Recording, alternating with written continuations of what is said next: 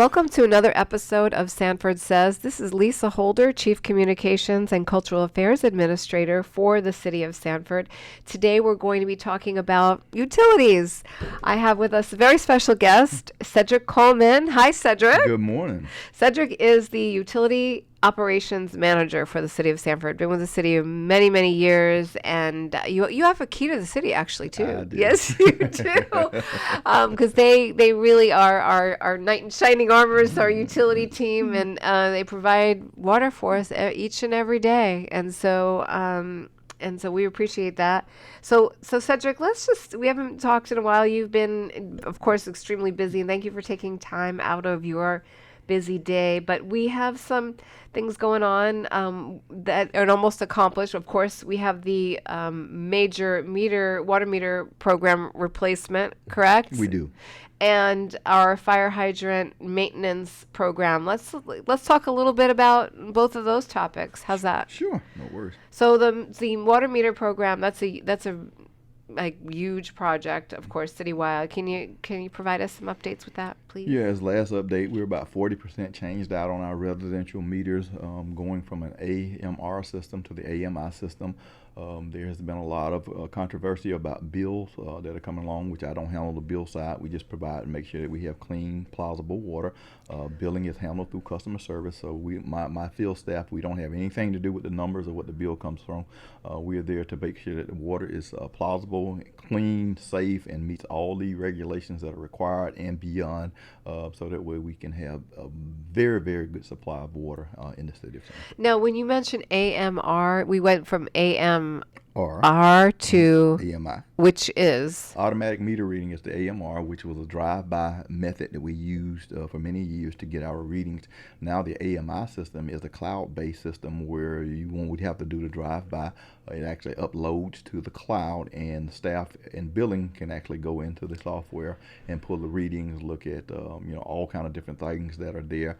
We even have some meters that will be able to be turned on and off remotely for people who are like snowbirds, or cases like that. Right, because you will also, as a customer, as a resident, you will see a dashboard when you get turned on, correct? When the new meter gets installed at some point, and you will be able to be your own monitor, correct? Yeah, eventually we will have that technology in place where you will be able to mirror the efforts of what the customer service team sees, to be able to kind of like the FP&L platform, where you'll be able to go on and monitor your usages, set different budgets and such as that, be able to drill down on a daily basis on what your water consumption is. So there are a lot of tools, and it's still in development, but that will be coming out to be a platform for the customers. Right, and don't get us wrong, right, Cedric is not at the utility customer service. Cedric actually is operations. He and his team do the work and help with the installation and are out in the field each and every day. So it's really, again, you're so busy, and we're really happy to be here. And so, like mentioning your city staff, this is a group of men and women that are really dedicated, right? That's correct. I could not be more happier and proud to be not only the leader of them, but to be in the ranks and the weeds with them on a daily basis. I'm extremely blessed when it comes to all the dedicated staff that I have, because they go, hours sometime on end to try to make sure that things are well. But yeah, we're not perfect, but we do try to make sure that we strive for perfection on a daily basis. It's only a few of us, but we're extremely dedicated to try to make sure that we are, just as elite as we possibly can be. Right. And Cedric, so you've been with the city how long? Right at 30 years now. 30 years. Wow. So you started, and he's shaking his head, by the way, folks. You started in the field, right? I started as an entry-level position, and I worked myself up to the operations manager now. And so this is a success story right here in the city of Sanford. So you know everything. You know there's not a role in our division I have not worked. So I know pretty much all of our essentials that's there. So when my staff comes in, I can go out and still perform taps, sewer plugs, operate our equipment. So I'm extremely blessed to be able to have had that opportunity. So I know what my staff goes through, on a daily basis, or what job requirements are. That's why we're always trying to improve on technology, equipment, and training. Yes, think about that. More importantly, I try to make sure that my folks are the main focus of what we do here. That's right. And so I understand the other day you had taken your team out to to have a nice gathering together, right? We did. At We one of try to, our local establishments. yeah, we try to celebrate each other, but just to give back to them, we were very blessed to be able to take them out and do a breakfast where I provided the all the payment, so all they had to do was come and eat and enjoy, and they didn't Yeah. even know anything about it. So God was in favor of us being able to do that. Yeah, and this is a part of morale, Hmm. and to have a operations manager like you is it's favorable. So Thank and you. it flows down, Yeah, right? thank you. Yes, Your it does. attitude. So, well, especially for such an important service that the city provides, which is water, Yes. and so back to that. So the water meter replacement program, we've been marketing it and sharing information. We have Pearl, our water meter mascot. So if That's you've correct. seen that or out and about. If you were fortunate enough to get your water meter replaced already, good for you. We're going around in a strategical way right here in the city, and you'll be next, Yes, yes. right? And then I could also share Miss Beth Dwyer, which is the customer service supervisor. She always expresses if there's a concern that you may have about your billing, please reach out to them down at the customer service department so that they can try to see what they can do to make sure that you're getting a fair bill when it comes there.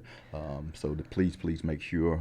I know social media is always a platform that people try to use, but we ask that at least give them the opportunity to try to make sure that everything is fair and clean, because once we get the meters changed over, we will have accurate information to be able to share with you. Right. And that customer service number is 407-688-5100. That is correct. Yeah. So And bear with them. I mean, there's only a few folks down there, so if you do call and have to be put on hold, there are some things put in place now to try to make sure that the calls are either returned or answered a little bit more quickly. It's only a few people down there, so if you do happen to call and have a little bit of longer wait time, please understand that they are doing the best they can to get your call.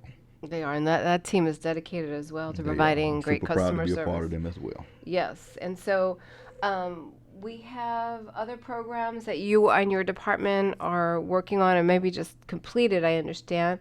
That's the fire hydrant maintenance that we. Yes. Can you share a little bit about that? Because some people think like a fire hydrant, that's like the fire department turns it on when there's a fire and then they go about their day. But there's a lot behind that It to is. maintain it, right? Right, Cedric? It is, and like we were very again fortunate to have a company to come in and do all our fire hydrants to try to give us a status on where they were. We have over 17 hydrants 1,700 hydrants in the city that we're responsible for. So we actually had a company came in and went through, did us an evaluation. We found some problems on some of them, so we're waiting on some contract concerns to be worked out so they can come back and either repair them or replace them. But we is the indicator that they've been done. They have been painted to this periwinkle green, and the bonnets and the nozzles are indicating the flow pressure. So if you have a hydrant that's in your area, you should have a fresh coating of painting on there, or either maybe even bagged right now. And those are one of the ones that we are trying to get on the radar to get repaired or either replaced. Okay, so explain what's the importance of flushing these hydrants out The main focal point is for water quality. A lot of times and people, pressure or no? well, it doesn't really have much to do with pressure, but it does in its own element to work with our fire brothers and sisters by having the bonnets painted, so that if there is a result of a fire, they'll know what type pressures that they're using, how their pumps need to run on their engines and Oh. rescues and stuff. So that's the part of that. But more importantly, these hydrants are used for flushing mechanisms to help with discoloration of water, because we went through and had hydrants done, a lot of our residents did call in about discolored water concerns and such, but that is just to renew the water that's in the system. And again, these hydrants are metal, so with metal comes the discoloration of water and stuff like that. It is not unsafe, that you have a discolored water situation or event that's there, but this is why the hydrant maintenance is done, to make sure that you have the best water possible that we can provide. Okay, and so when you're driving by and happen to see water gushing out of a fire hydrant, I mean, typically we do share communications in advance that we're going to be in the area and just to watch out for it. and there's nothing to be alarmed about, correct? Yes, most of the time, if we are doing a flushing activity, especially as a planned activity, we try to do information to letting the customers know what's going on, or either there will be a sign close to the area of the hydrant that's being used. But then on the flip side, if we have a main break or something that's there that we're trying to preserve water quality, you may see a series of hydrants that are actually open and flowing, and somewhere in that area, you will see one of our teams out trying to perform necessary repairs or trying to get water coloration and water quality back to its normal standard. So your department has a map of all of our hydrants in the city. Is that correct? That is correct. And you locations, and then have we done this for the entire city, or do you take it area by area for these? In the last 3 months since we've had our own board contract in, we have actually touched just about every hydrant in the city. I have probably about 10 that they are coming in to actually finish, and that way we've touched all the hydrants in the city to make sure that we know where they are, that they are functional or not, and what the need is to get them functional if they are not. So is there more than one reason for a fire hydrant to be where it is? Is it more than just for the fire department? Yes, it's actually regulated depending on residential area and commercial area on the distance that they need to be in between. Again, our city is an aged city, so we are trying to go through capital planning. Some areas that may not have what we are deemed necessary for is standard now. We've just completed a major water renovation in LS, probably about 95% completed.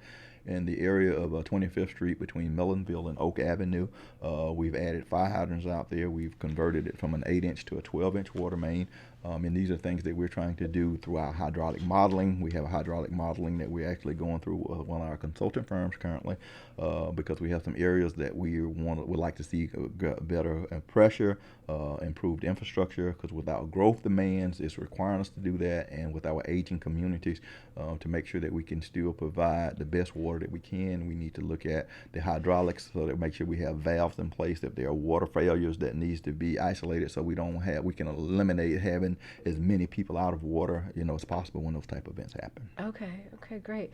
And so I just want to reiterate, this is a podcast episode about fire hydrants. I mean, this is a city government podcast. So this is one of the reasons why we have a podcast, and is to explain these types of things. I know they don't have all the bells and whistles, and we're not talking about the Christmas parade, but these are the other types of services that city government provides, and critical for one time you're out of water, you turn that faucet and you don't have water coming, it's not fun. Mm-hmm. And so we just like to provide a variety of information on the podcast. This is a city government podcast, and so some of the topics may not interest you, some may, but you'll learn a lot. I can say that. I do all the time, Cedric, so I still do. So, but I just wanted to reiterate that, because I'm sitting here asking you a million questions about fire hydrants, but this is what you do each and every day, and we have a team of people. We provide utility service, and Correct. So it's tax dollars.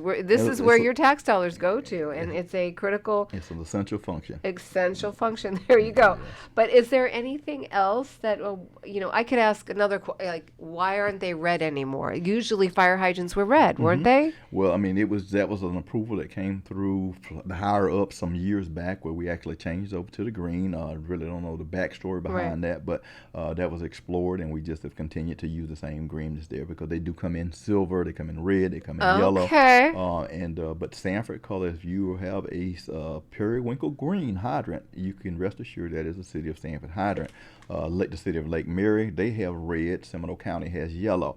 So we're special and unique because we have the green color. Okay, well there you go. See, I didn't know that. I learned. That's great to know. All right, periwinkle though. Are you sure it's green? Periwinkle's kind of blue. Right, but that's the mixture that they have kind of put together. Okay. And if you go to the store that they use to get it from, it's called periwinkle green. Okay, all right. Yeah. Well, I was kind of surprised too, but yeah. All right, Cedric, is there anything else that we want to we have ongoing efforts also in our sewer system. Our vacuum sewer system has been completely rehabbed and reevaluated. It's on the telemetry equipment now. It's on what? Wait, telemetry, which means that it is being able to be reviewed, over the internet, through our smartphones and computers, to be able to help ready that system. We were able to come in, and I took it over probably about 2+ years ago, when we had dire straits after Hurricane Ian, and thankful again to the dedicated few that I had. They listened to my instruction. God gave us the vision, and we were able to be financed to be able to try to get that system in. We went through Hurricane Milton not long ago, and thankfully we really didn't have any strong impacts on customers and stuff there. Also, we are now dedicating efforts to our gravity system through smoke testing, through CCTV work to identify. Wait, what is CC? That is closed circuitry television, where we use a specialized TV unit to go in and TV the underground sewer lines, to evaluate the conditions of what those lines look like, whether they can be rehabbed by lining the hose pipe, or they need to be replaced. So we're doing evaluations on that through some of our consultants, internal teams right now, to try to eliminate a lot of the direct inflow and infiltration that's coming in through storm water, so that once we do have storm events, we can rest assured that our facilities will work properly, and not overwhelm the treatment plants and stuff such as that. So we are an old city. Back years and years ago, there used to be a combined city where the storm and the sewer was tied together, but that's why we are working now to combat that, because it's been regulated. You can't have those kind of tie-ins, so we're actually putting efforts in daily, weekly, yearly. We budget for that. We've been able to getting grants, so we've just done a lot of great strides and stuff in the area of working on our gravity systems and stuff as well. All right, so you can clearly hear that you all are in good hands here at the City of Sanford. So we appreciate you being here, Cedric. That's just touching on some of the 3 major projects and things that you do here in your team for the City of Sanford customers, utility customers, and I know you'll be back again. Is there any last words that you'd like to say? Only thing I would just like to say in closing is, first of all and foremost, I thank God for giving us the vision and the fortitude of leadership, and having the finances of being able to do what we do. And lastly, that I am super, super proud to lead a group of young men and women that I have, because again, I would not be anything, could not do what I do without their dedication, without their fortitude, and their commitment to professionalism. So I want to make sure that they understand and know that first and foremost, I love them, I appreciate them, and we'll do all we can to make the city a better place where we live, work, and play. Awesome. Well, thank you, Cedric. Thank you So much for being with us today on the City of Sanford podcast. This is Lisa Holder, Chief Communications and Cultural Affairs Administrator. You're listening to Sanford Says. This was a great episode, another great episode about our utilities, behind the scenes, sort of. You can subscribe to your favorite podcast wherever you listen, and on the city website at sanfordfl.gov. Keep listening. We'll be back with another exciting topic next time. Thank you so much, and have a great day. Bye now.